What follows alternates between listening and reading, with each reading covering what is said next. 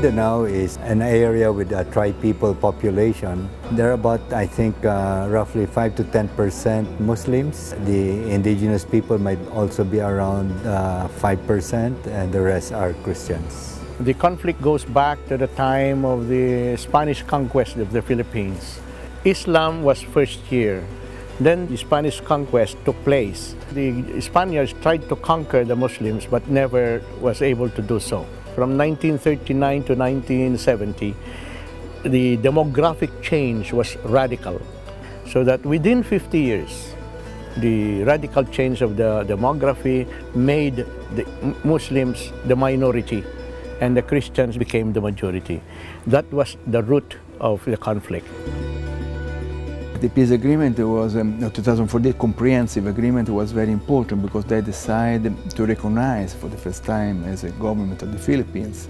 Concretely, it was an agreement between the Catholic majority and the Muslim minority to recognize an autonomy, not independent, but autonomy reality called Bangsamoro. It's just a part of the big island of Mindanao. To break the status quo is really difficult, and giving powers and access to resources to a group of people like the Moro people in Mindanao has been proved to be a very difficult concession on the part of government.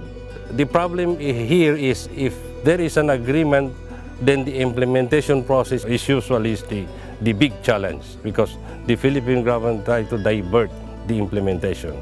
So it's both politics, meaning having to do with governance, but it's also about people being able to coexist peacefully with dignity and respect for all, regardless of tribe, ethnicity, or religion.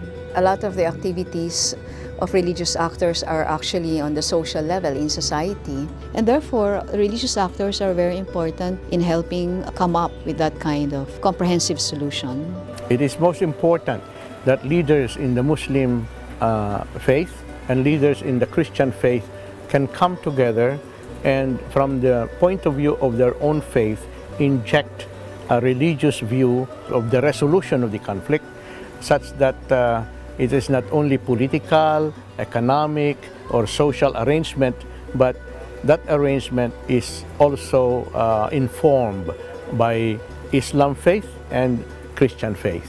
I want my people to enjoy freedom, liberty, and democracy, and hopefully we would be able to live in an entity that is really autonomous and still part of the Republic of the Philippines.